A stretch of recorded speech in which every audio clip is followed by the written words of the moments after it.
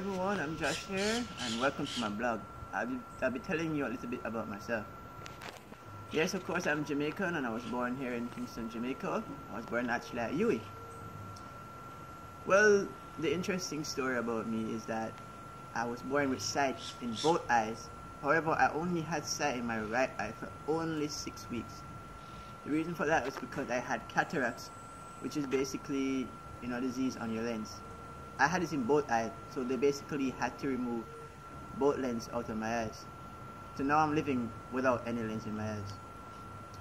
However, over the years, I've done numerous surgeries just to maintain sight in the left eye. Overall, I've done 31 surgeries in my life, 26 of them in my left eye only. And actually, I did 8 surgeries in 2012 alone, all of them on my left eye. Fast forward to 2012, which was basically the start of the long journey for me.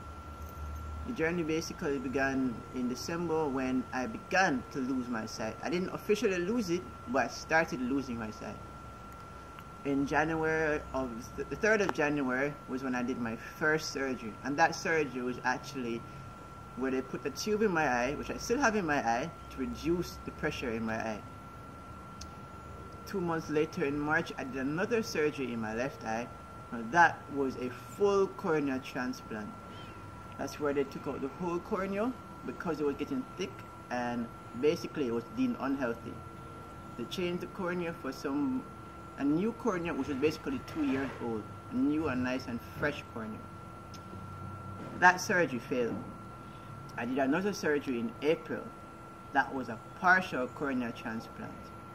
That one, which is basically where they took a small piece of my cornea and they replaced it with another new and young and fresh cornea. There was an extended break between April and the summer. I did my next set of surgeries in July, actually, quite a few. That was actually the hardest period because I spent the whole summer in America. There was a period where I lived basically on my back. I couldn't do a lot. I could only sleep, eat, and sleep. That was basically it. I couldn't do much.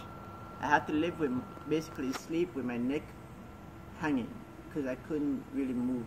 I couldn't move at all. Then I did another set of surgeries in November. This was probably the most successful surgery of all of them. It was another partial corneal transplant. Like I said earlier, those are the ones where they just take a small piece of the cornea and replace it with another section. The mission on that one was, or the aim, was I had to hold out for 6 weeks until they could remove the stitches. However, 2 weeks before, the cornea rejected, which basically made the surgery deemed as a failure.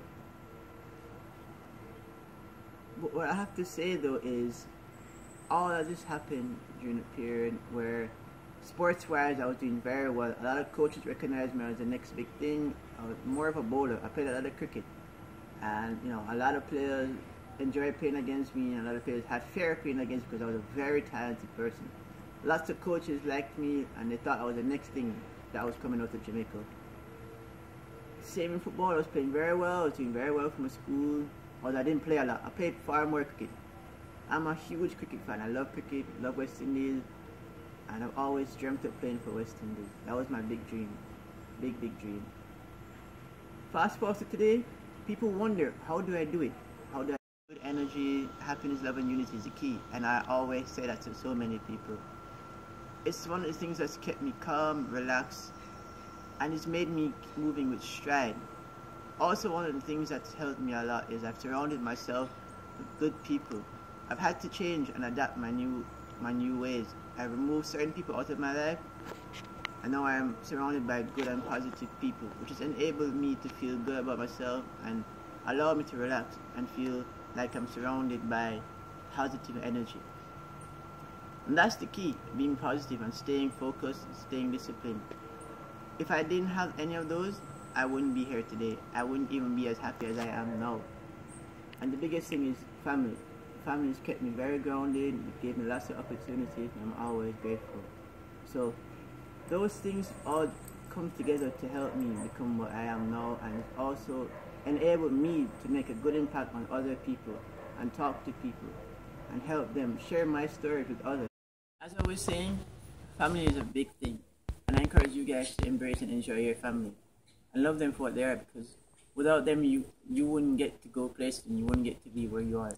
So treasure them and make them have, feel good, and you try to live up so that way they feel good about themselves, investing time and money in you. And I have to do that.